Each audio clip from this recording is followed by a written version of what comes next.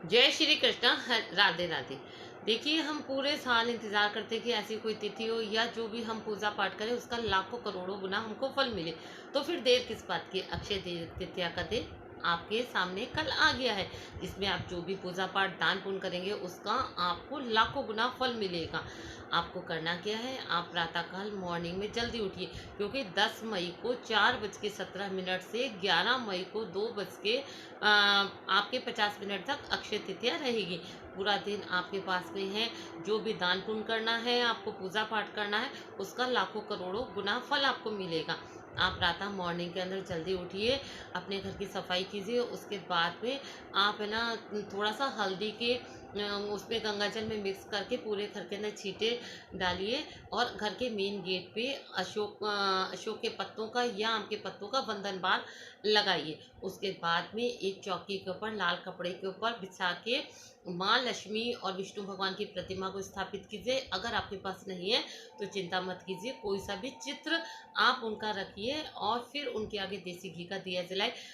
आप जब भी चाहते हैं कि माँ लक्ष्मी का आपके घर में स्थायी निवास हो, तो उससे पूर्व विष्णु भगवान की आराधना करना आवश्यक है।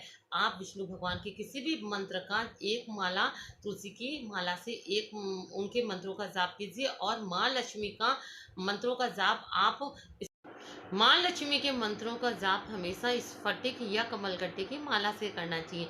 माँ लक्ष्मी को अति प्रिय फूल जो है कमल का फूल है। अगर वो पॉसिबल नहीं है तो आप गुलाब का फूल या गुड़हल का रेड कलर का फूल उनको अर्पित कीजिए।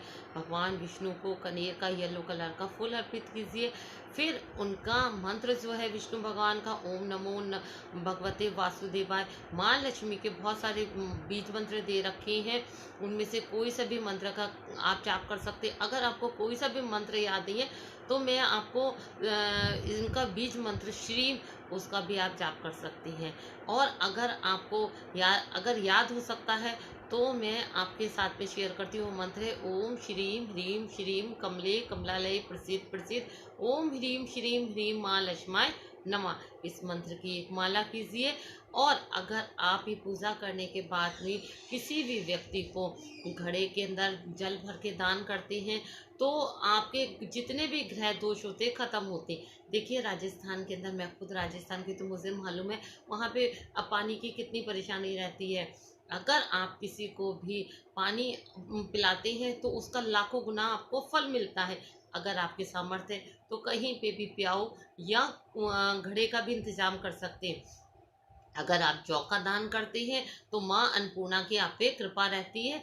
और देखिए, तुला दान का भी बहुत महत्व है। तुला दान क्या होता है, आप अपने वजन के बराबर 7 अनाज को लीजिए, उनको तुलवाकर किसी जरूरतमंद को दे दीजिए। कहा जाता है कि पुराने जमाने में राजा महाराजा अपने वजन का तुला दान करते थे।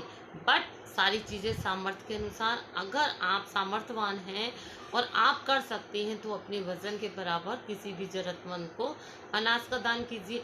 इससे कहा जाता है कि उस घर के अंदर कभी भी अकाल मृत्यु नहीं होती और बीमारियां, रोग जो होते दूर रहते हैं।